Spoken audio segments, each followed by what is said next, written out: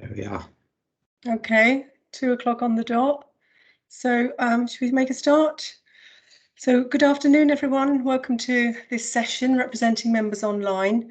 For anyone that wasn't around this morning for any of the sessions, I'm June Chandler. I'm a National Officer in UNISON. And I'm here with Richie Lewis, supporting John Tennyson, UNISON's Education Officer, Learning and Organising Services, who's going to be delivering this session. And in the session, John will identify key considerations in representing members online, advise you how to apply the relevant UNISON protocols, and look at some examples of good practice.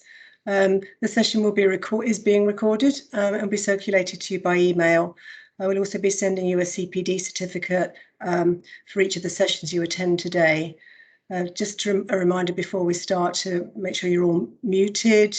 If you've got questions or comments, please use the chat box. We'll monitor this through the session and we'll pick up any questions at the end. There's also an activity that John will be running, and Richie and I will be picking up your comments and contributions through the chat box there. And if people want to actually contribute to the discussion, just use the little hand raising symbol and I'll call you in. If there are any questions that occur to you after this session that you want an answer to, then do email us at baotstewards.co.uk and we'll definitely get back to you. So I will now hand over to John. Thank you very much.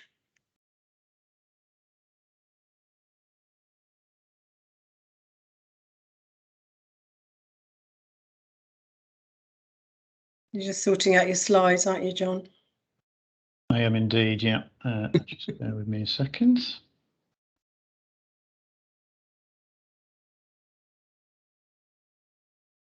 No, that's not what I wanted to do. Sorry.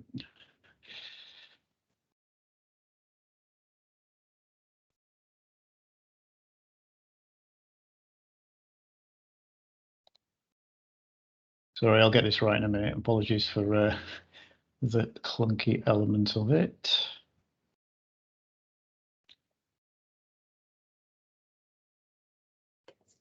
Right, there we go. Sorry, sorry about that. All right. Good afternoon, everyone. So we're going to be looking at dealing with online hearings and representing members online. These materials were written around about a year ago, as we went into the situation with COVID, where members were still being put in situations where disciplinary proceedings are taking place. And so we needed to put together some materials to assist reps with representing people online and think about some of the considerations that members or that reps rather might need to think about when representing members online. So we mentioned the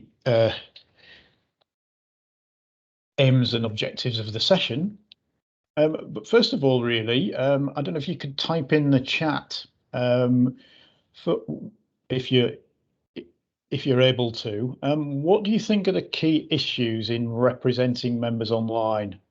Has anybody had any experience of doing this, or if not, what do you think might be some of the key differences, perhaps, in representing members online compared to a more usual representation procedure? Any thoughts on that? And if Richie might be able to pick up some of the comments in the chat. We've got a comment from Pauline Prescott saying no experience as such, but I imagine, oh, hang on, going down. The internet and access and private space could be an issue. Fiona says it's making sure everyone involved has the necessary equipment to do so. Mike says all the bits other than the actual meetings are okay. In the meetings, it's more difficult to get a feel for things and keep an eye on them. And similarly, Alison says it's hard to pick up non-verbal cues in remote meetings. Yeah, I think that's pretty a pretty good summary of some of the key issues there. The biggest one actually being probably in terms of obviously there are technical issues that we may need to overcome, but also actually that how do we get the nuance and the feel of the space that we're in when we're not actually physically next to the member or physically actually in the same room as the people conducting the hearing from the management side as well. So I think those are some of the most important elements that you've touched on there, and hopefully we'll during the course of the next hour we'll explore a few more things to think about. Okay, so I'm going to start here by looking at the situation with disciplinary and grievance procedures during the coronavirus pandemic. So employment law and the ACAS Code of Practice still apply. This includes while social distancing and lockdown measures are in place. So clearly for the current situation, the lockdown's not currently still in place, but social distancing often is, and there may well be members that we want to represent who are not confident about going into a physical meeting situation. Indeed, there may be some managers who are not confident about that either. So that might lead us into a situation where we might want to hold a disciplinary procedure online. Having said all that, we should actually start thinking in advance about whether a disciplinary or grievance procedure should actually go ahead. So looking at some of the issues around considering the circumstances of each case, whether the workplace is actually open or not. I mean, at the moment, I think most workplaces are. But having said that, there may still, as I say, be people who are not confident about being physically in the workplace themselves or conducting a meeting like this. Also, there may be issues with individuals about whether they feel capable of being involved in carrying a procedure remotely. And again, this may come from our side, or it may come from management side. Management themselves may not be confident about carrying out a procedure remotely. Having said all that, if we do move towards actually holding an online hearing, we would also want to consider things such as how are records going to be kept? Would we want to be doing the sort of thing that we're doing this afternoon, where we're actually recording the meeting? There can be pros and cons to that, of course. It might be advantageous in some circumstances for us to have an actual video record of what took place. But again, sometimes people may not feel confident if they're put in that situation. It might make them feel very self-conscious. So certainly from our own perspective, we'd have to look very much at whether our member or members felt comfortable with video recordings taking place.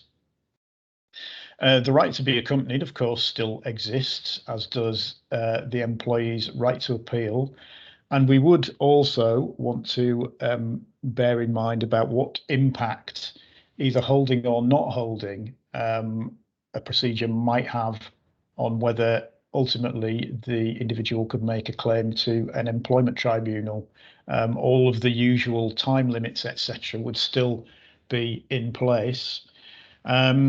We'll be sharing the slides later, so if people do want to look in more detail at the both the ACAS Code of Practice, which is obviously quite lengthy, the ACAS Code of Practice on disciplinary and grievance procedures, but also the ACAS's materials on disciplinary and grievance procedures during coronavirus.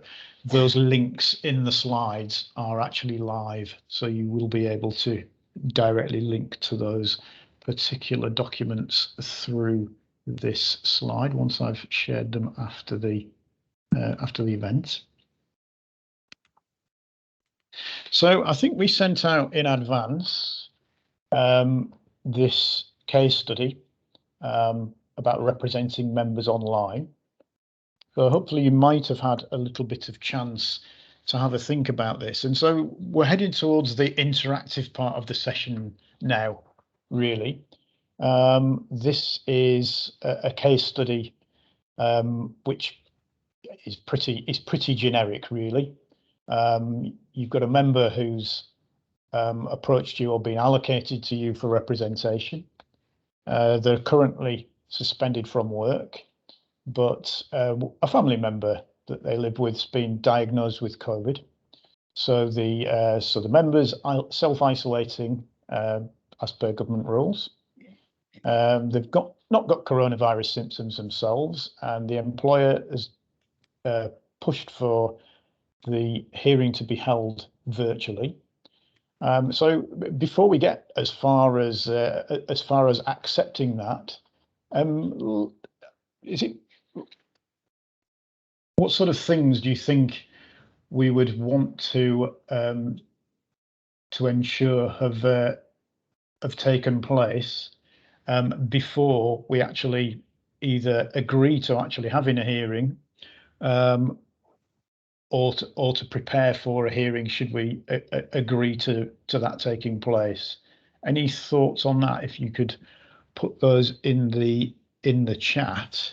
If you want to have a few minutes thinking about that, then also we can have a look at after that, presuming we are going to go down the route of actually having the hearing taking place, to actually look at how we'd handle the hearing to ensure that it's fair and adheres to employers' policy, and also what we do, what we'd need to consider post the virtual hearing. But if you want to have a think for about the next 2 or 3 minutes at the first of those bullet points, what steps you'd need to take to ensure that the case is properly prepared, and also what other considerations there might be in case you thought, well, actually we should represent to management that this shouldn't happen.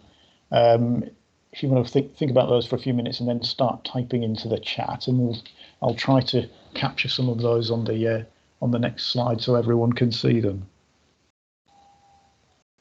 John, if it's helpful, if people want to actually come in and say something, happy to do that as well, aren't we? So if you want to just raise your little yellow hand on the screen, I can call you in. Yeah, it's on. I just had it on mute. It's here. Oh. Sorry, who's that? I think that was Kalima accidentally then. Oh, okay.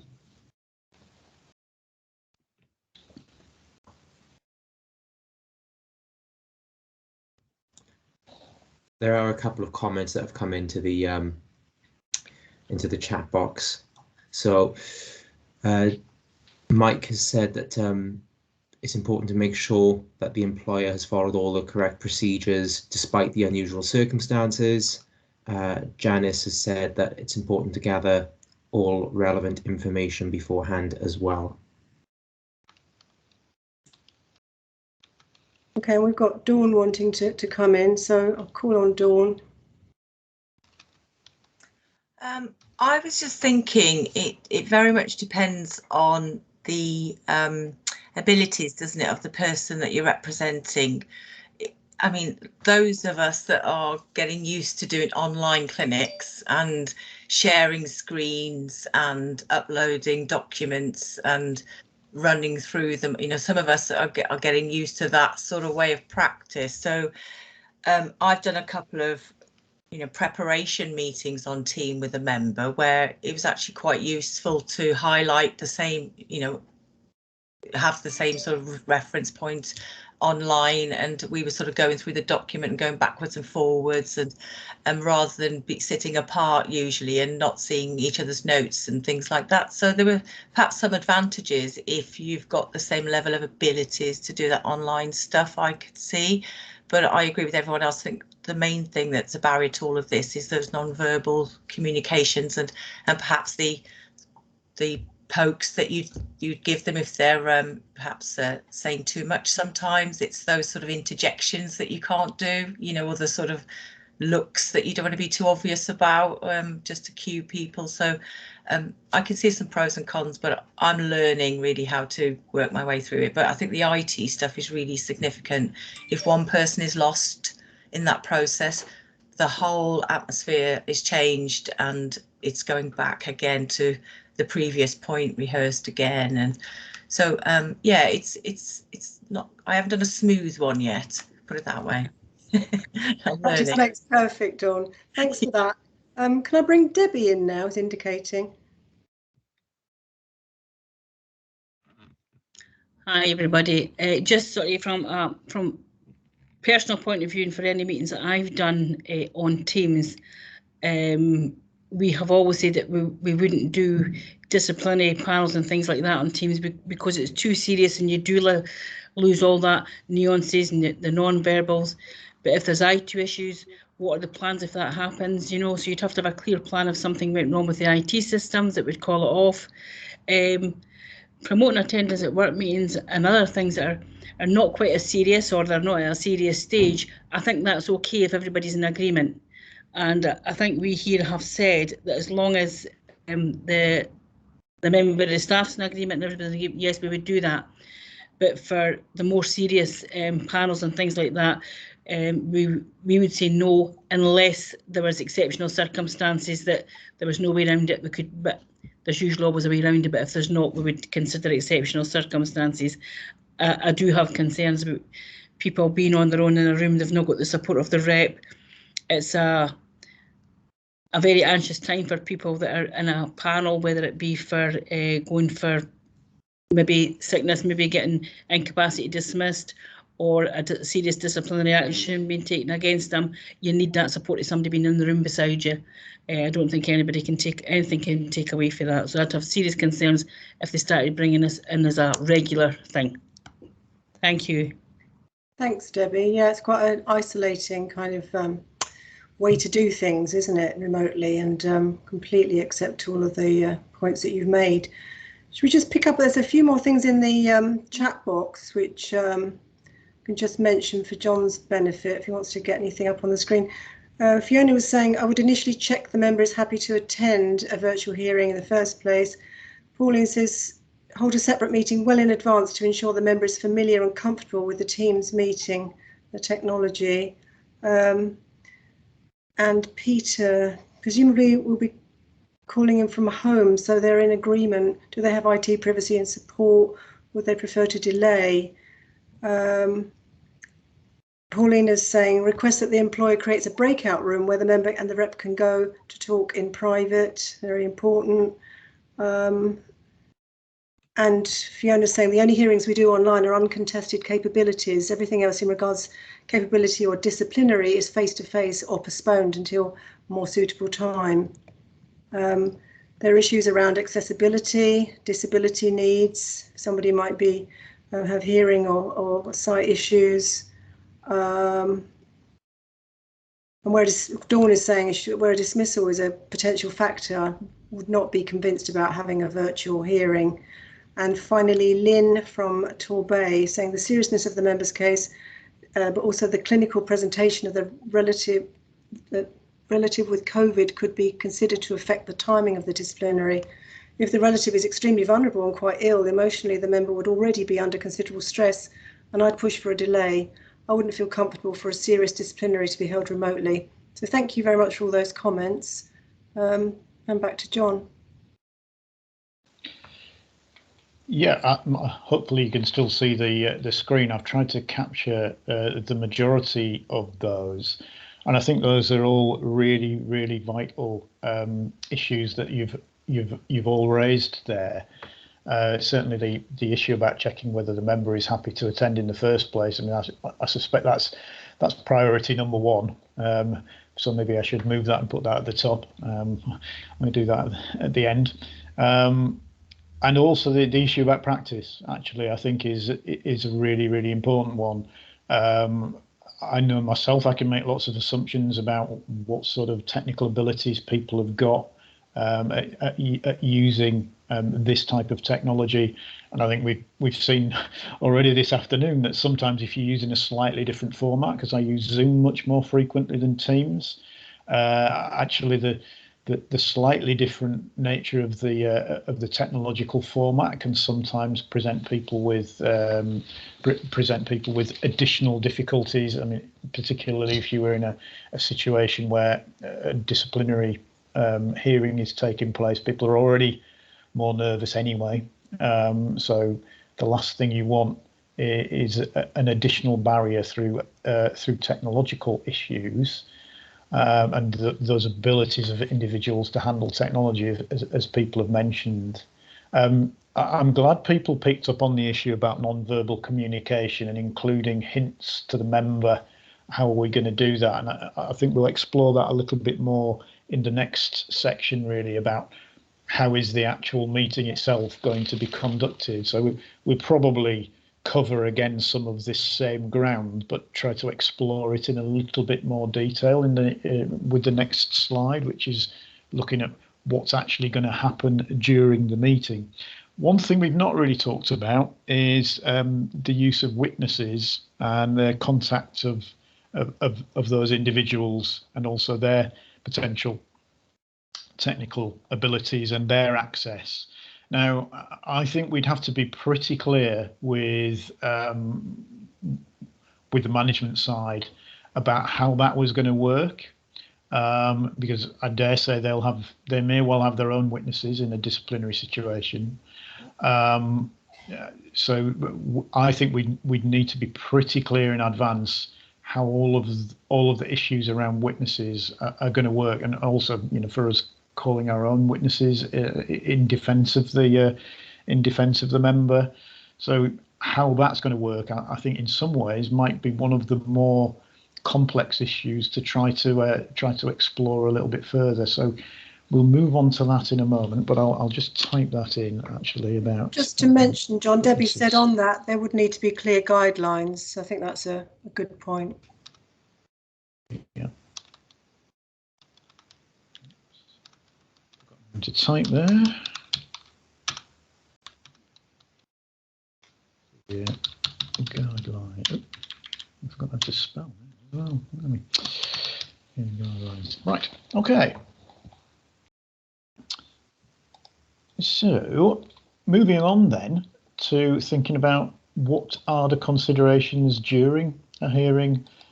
So, we sort of started to touch on that a little bit in the previous slide. What other things might you think about during the hearing? Any thoughts coming through in the chat? Do come in if you want to speak, just raise your hand.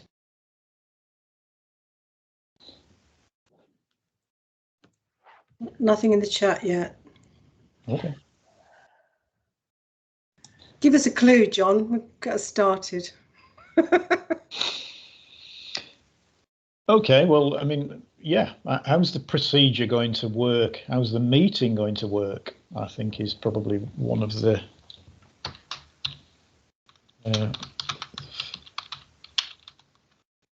key considerations, isn't it?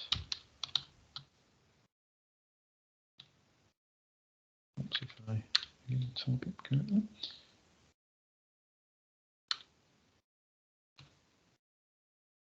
Any thoughts on that? I mean, what about chairing and things like that? Any thoughts? Got some bits coming up into the chat now. Pauline is saying keep the camera on, but encourage the member to turn it off if needed.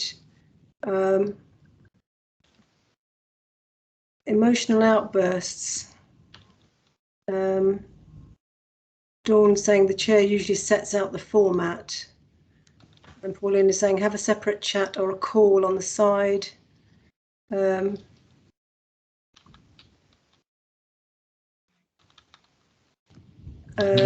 Quite a bit, we covered quite a bit in the first slide, as you said, and Debbie's just pointed that out.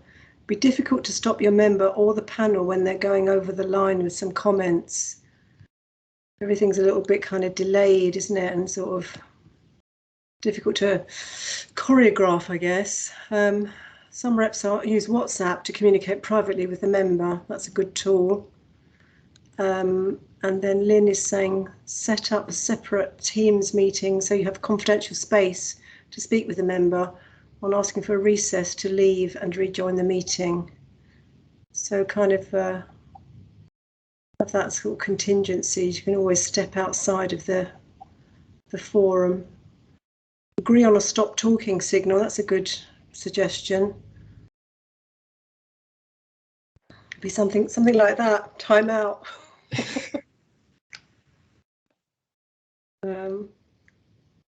Dawn's saying on Teams, the meeting recording and chat are available for printout after the meeting.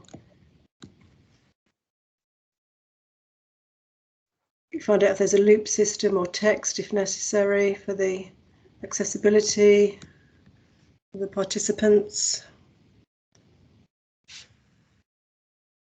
I don't know if there's anybody indicating to speak. Let me just check the other screen. No.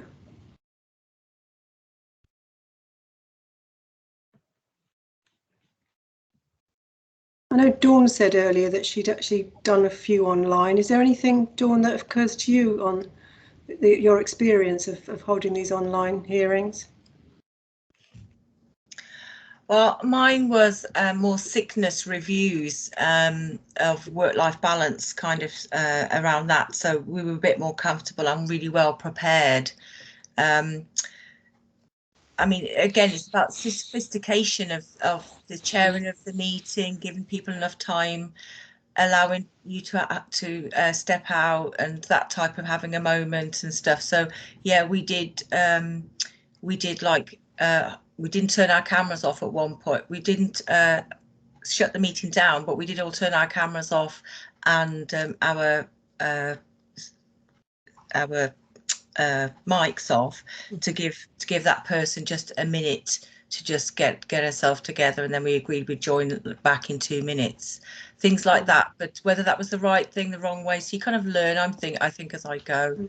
But it very much depends on judging, doesn't it? You're trying to make a judgment call beforehand how it's going to play out, but I think the more I do it, the more experience I'll get. Yeah, that's helpful. Thank you. And Janice wanted to come in. Come in, Janice.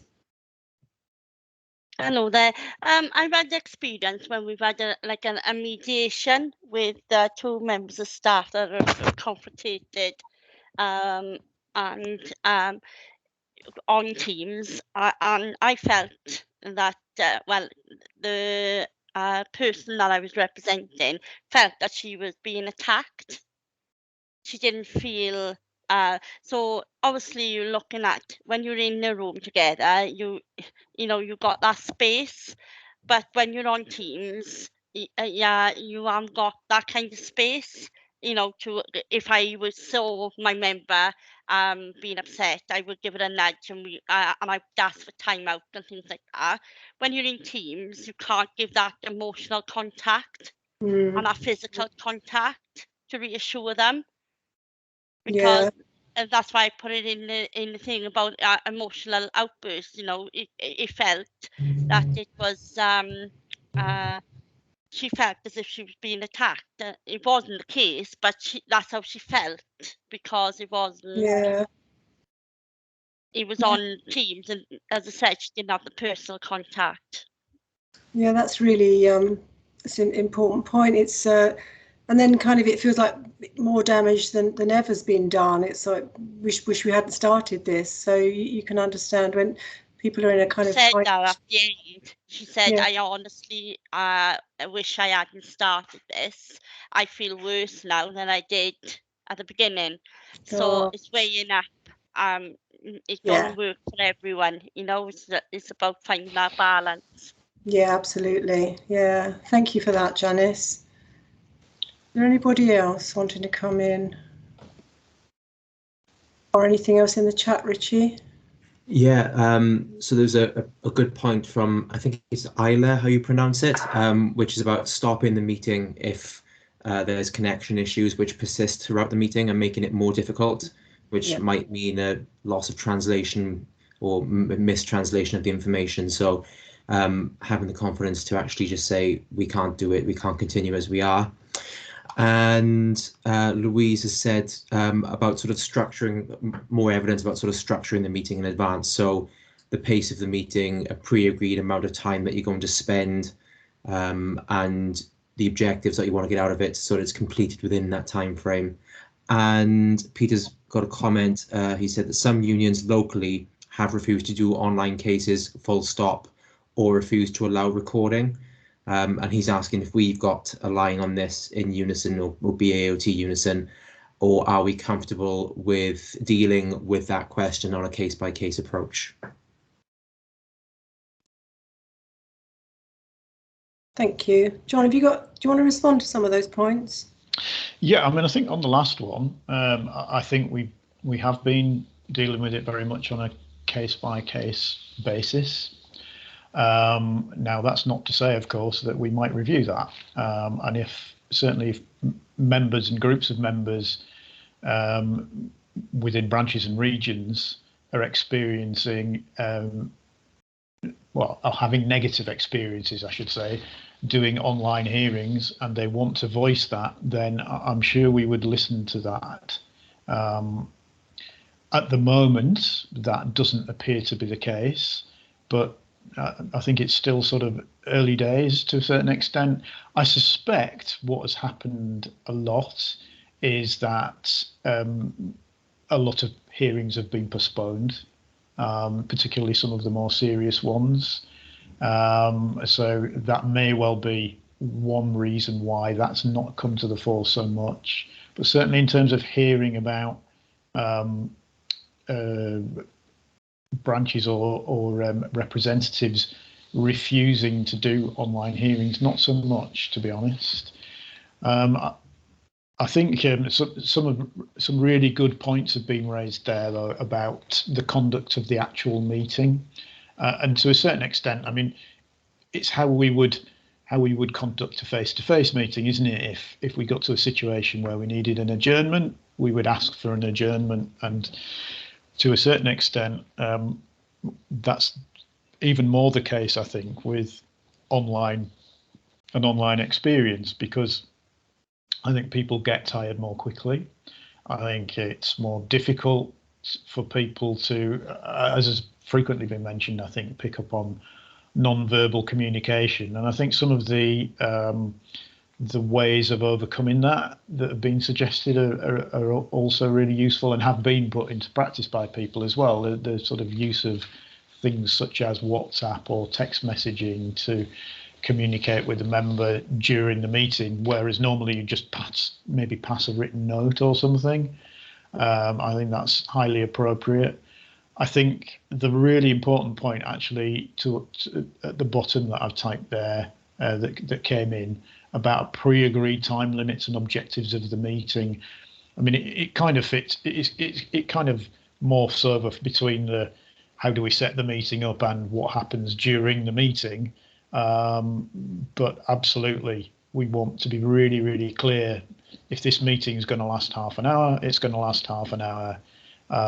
What are the objectives from it? You know, is it a preliminary hearing? You know, what stages are we at? How far are we going to get with the process? But actually being really clear in advance what the time limits are, because that way I think we can avoid unnecessary stress to the member.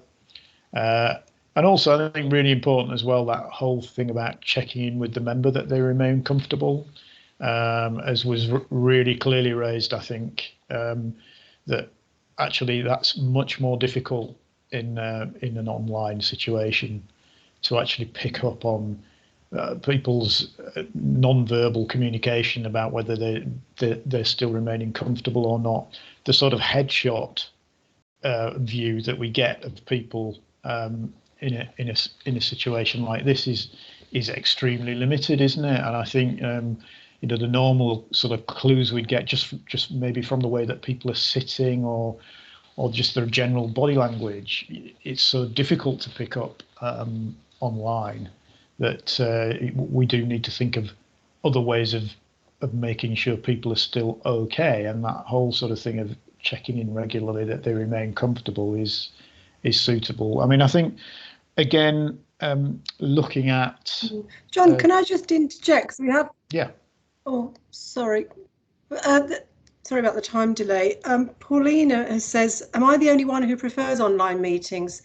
Having the stress reduced and being able to be at my computer screen does wonders for my confidence and ability to think clearly. So that's quite interesting. I think, you know, there is an element of that in contrast to the negatives of online meetings, but perhaps it applies more to meetings rather than hearings. Yeah, possibly, but I mean, I think it's still a valid point, because in some instances people might prefer it, but this is about the whole what we were trying to cover in the first slide to a certain extent. It's you've got to know your member, so if you've explored that with the individual beforehand, they might be really comfortable with doing it in this type of format, and as was mentioned, they may, you know, the individual may feel more comfortable than actually physically being in the room with somebody. I mean, I think we need to be careful with this as well, in that, yeah, again, it comes back to what's the hearing about and what's the severity of it, and also actually going back to the issue about witnesses. I mean, I've not heard of, say, for example, a harassment case of any type being held online.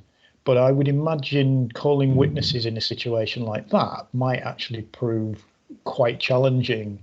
And I think we'd have to be very clear in advance of the meeting how that was going to work. Because to a certain extent, in a physical hearing, you may well not ever be in the same room as the person who had harassed you, for example. Whereas if you end up in an online meeting, you could end up in the same issues here with the. Yeah. Is it just me, or is John sort of? Yeah, you're kind of fading out a bit from time to time, or freezing a little bit. I'm not sure. I suppose there's much you can do about that, but it's just, it is an example of, you know, how that could impede a hearing as well. It kind of. The flow of things is interrupted, isn't it? A couple more comments here. Mike was agreeing about the benefits of remote meetings because of, you know, the challenges of travel, which we've all, you know, been able to recognise since lockdown. I think perhaps, you know, when we think about the future and the advantages of face-to-face meetings, we'll be able to combine remote and physical meetings much more effectively. So, you know, now that we're all being forced to use this technology, we'll definitely continue with it where it helps. And Dawn saying, quite rightly, reflecting other people's views, it's right and sensible to take things on a case-by-case basis. Got a comment here from Simon Tilley. Just had an invite to a mandatory vaccination meeting between the trade union and the higher management. Oh, sorry, I think he's just saying he's got to go. Sorry about that. No, sorry, I wasn't saying, it was just an example really of the considerations of online meetings, because they sent me the invites and dropped it in my Outlook calendar at 2:15, and the meeting is between 2 and 3 today. So it was just an example really of how not to do it. God, that's awful. Thanks for that, Simon. Yeah, being bounced there, I think, aren't we? Terrible. Yeah. It's not good at all. Yeah. Yeah. I mean, I think one other thing to be clear of in advance actually is who's actually going to be in the room, and I think this is definitely a big issue. I was thinking about that one this morning. Just how would you actually check that if a manager was supposedly the only person from management side in the room, there wasn't and they were in the workplace, for example, whereas the member wasn't, how would we know there wasn't somebody sort of hiding behind the curtain, as it were, and such things like that? I think I mean, obviously we would hope that people wouldn't be underhand in a procedure, but I think we'd have to be pretty clear in advance that, you know, who's actually going to be there, a pretty comprehensive or pretty straightforward list who's actually going to be there, and that obviously if that is broken in any way, that we would consider the proceedings null and void, really. But yes, any other things that people can think about, or can think of rather, in terms of the actual conduct of the meeting itself, before we think about what we do afterwards? Anything else? Anybody want to come in?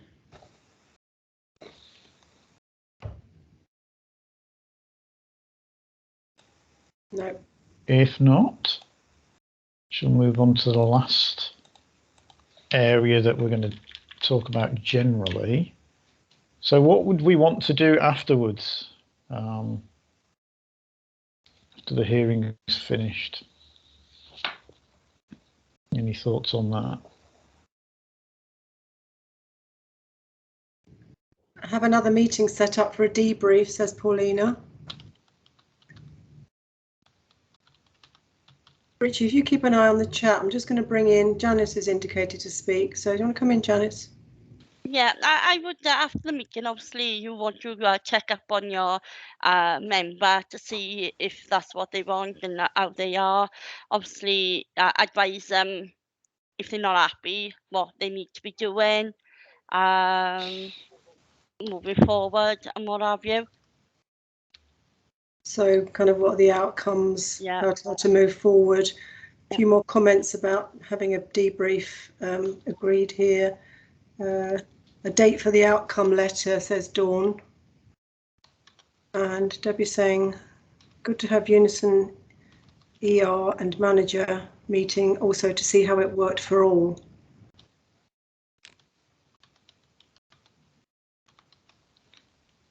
Anybody else want to come? Good to have Unison what, sorry? I'm not quite clear what that means.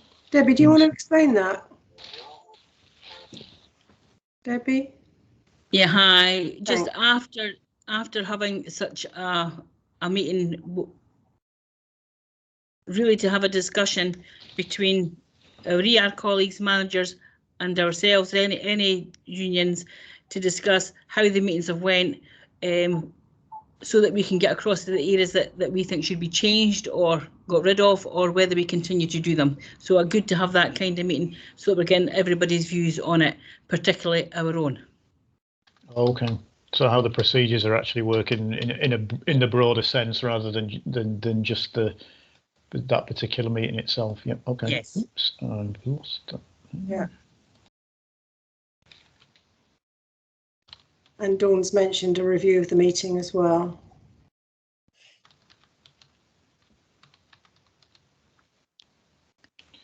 Yeah, review obviously of what has happened. I mean, I guess the other thing importantly,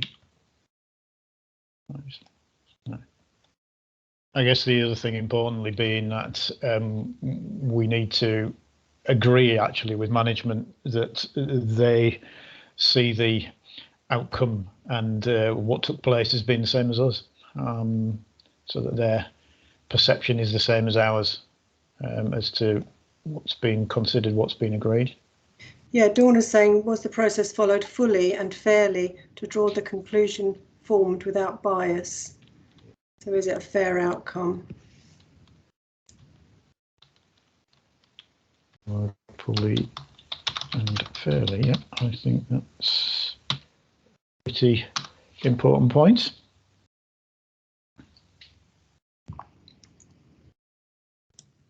Would it be useful, John, to think about any sort of statute of limitations depending on what kind of meeting it is you just had?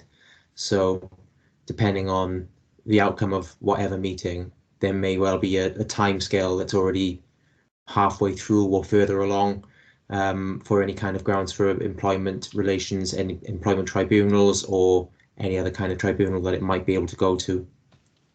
Yeah, yeah, so keep procedural time limits in mind. Yeah, is that kind of covered up?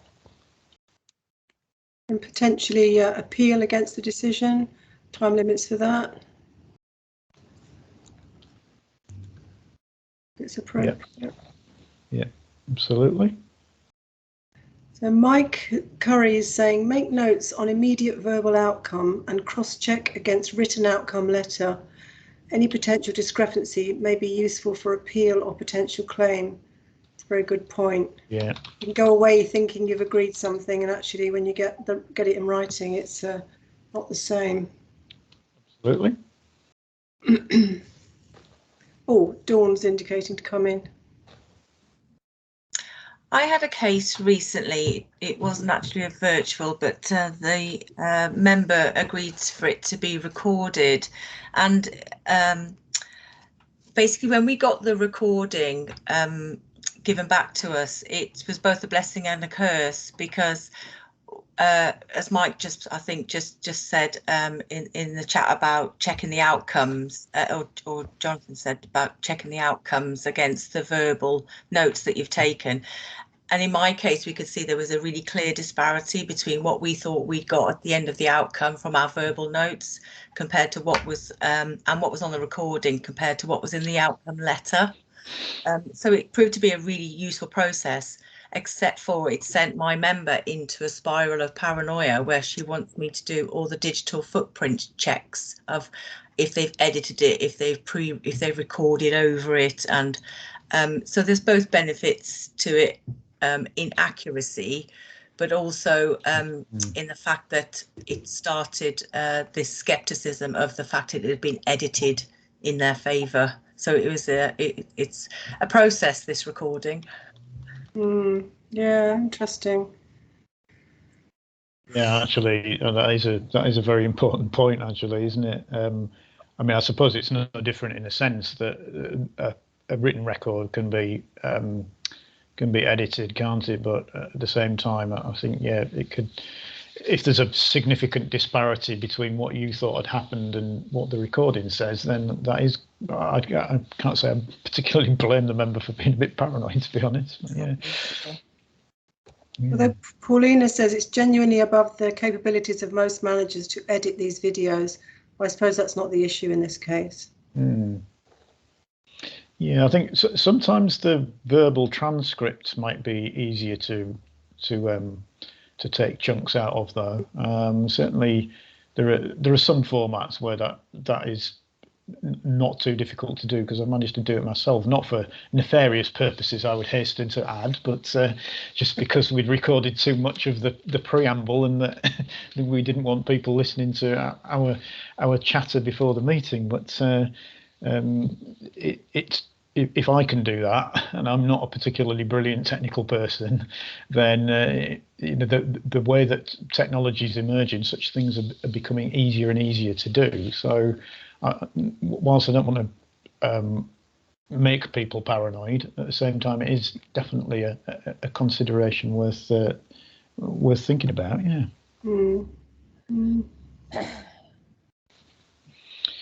I mean, I guess one other thing that would be worth thinking about as well is that, you know, going back to our earlier point about, you know, sometimes people find this type of procedure more stressful, or they can find that the process has made them feel less comfortable than they were before. I mean, that welfare check with your member about how they feel after the meeting. And also, actually, maybe a few days after as well.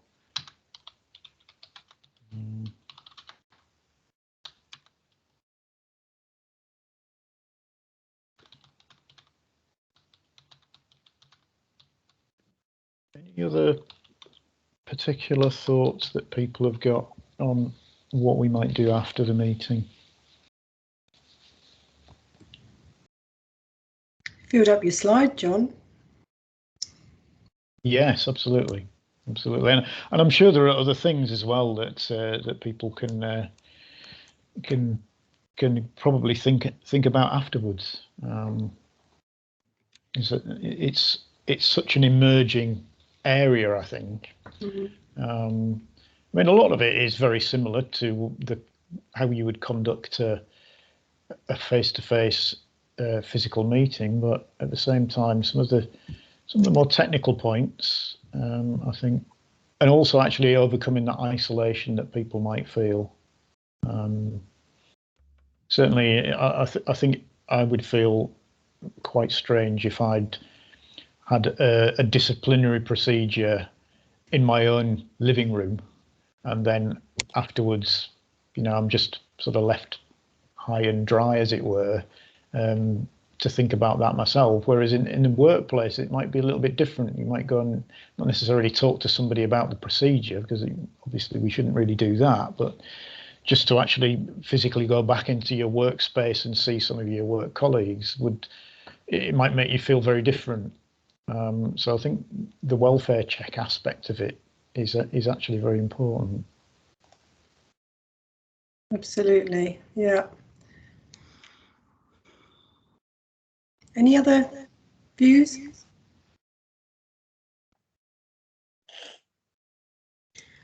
Perhaps it might be useful to reflect on how you thought the meeting went, in terms of what a rep thinks about whether they did that well, what they think that didn't go well. I'll try and bear this in mind for next time. So sort of a self-reflection process perhaps as well, because it is a brand new process to get used to for a lot of people. And the more often you do it, as Dawn has said, the more often you do it, the better you get at it. But in the meantime, some time for self-reflection is probably going to be useful as well. Or even to speak with other reps or your branch secretary, for example, who may be able to just offer a bit of sound advice, or be just a board for hearing any concerns you've got. That's a really good idea. Yeah. Yeah, I very much agree with that. I think us using our broader resource and network within our own union structure, I think, is really, really important, because particularly as we're still in this sort of, well, for many people actually, we're still in this sort of semi position of some days we're going into the workspace and some days we're not. Even more the case, I suspect, with the conduct of some of our branches, because how many of your branches have been able to meet physically and be in the same space as people. So you can often end up feeling a little bit out on a limb, a little bit isolated.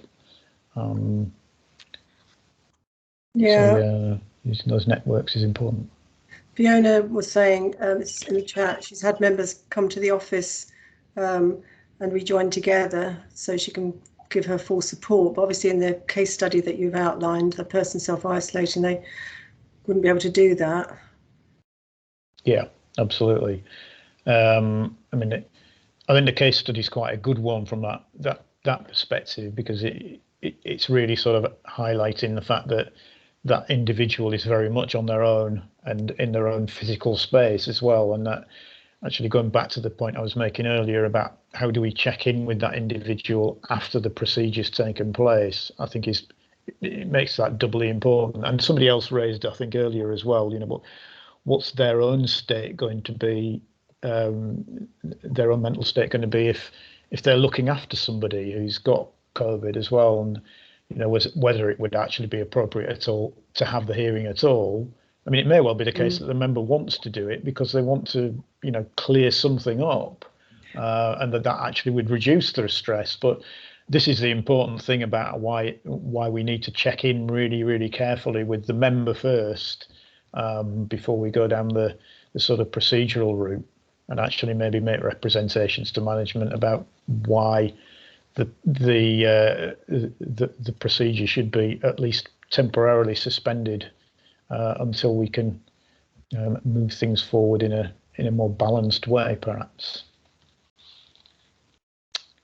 Okay.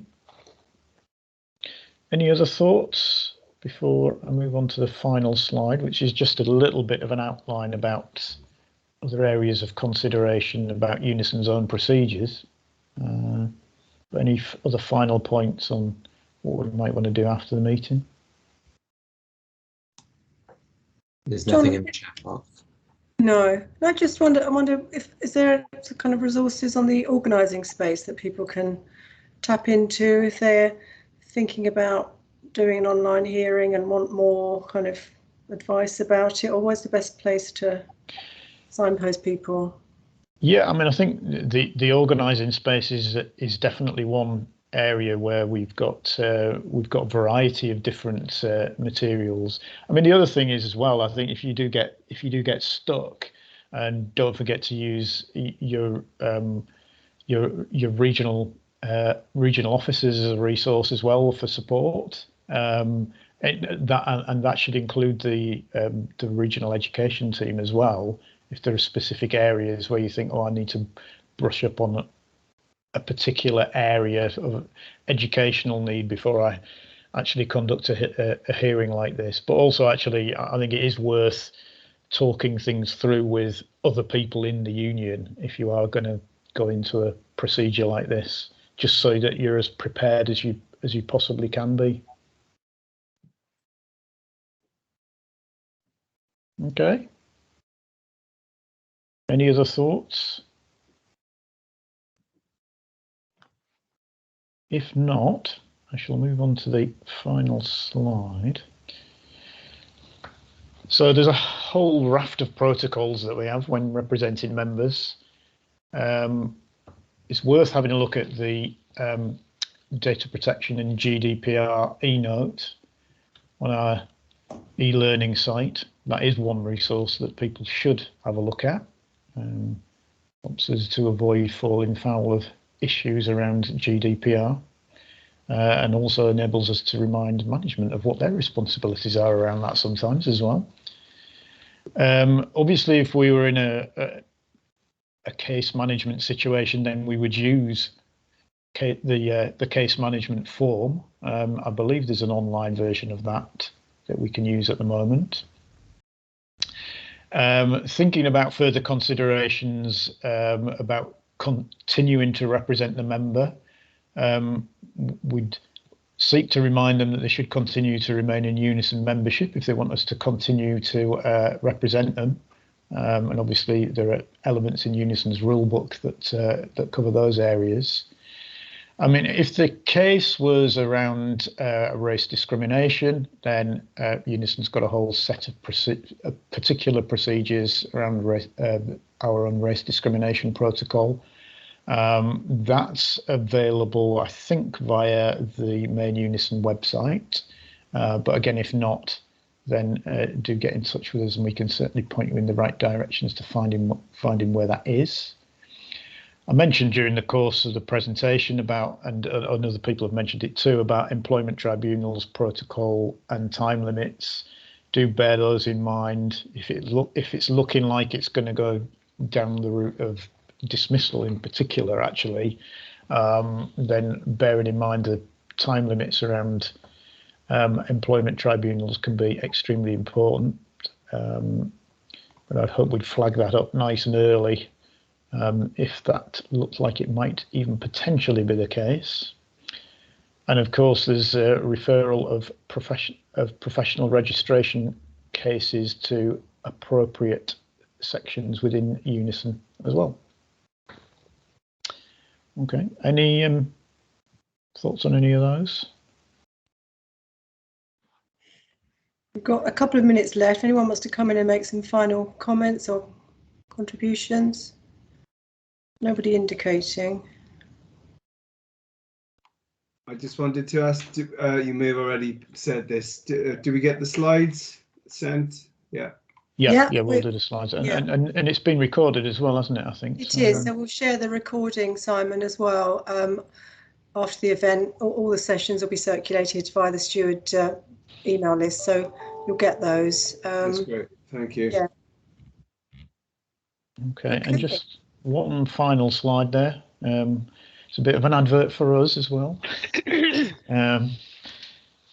But yeah, do go and have a look at our learning pages, because there's plenty of other materials on there that should hopefully help you in supporting members. There's one comment that's coming, which is one for us to take away, really, which is about the digital case form. So when a member when a member's typing out the details of their case, the digital box doesn't expand as the member types.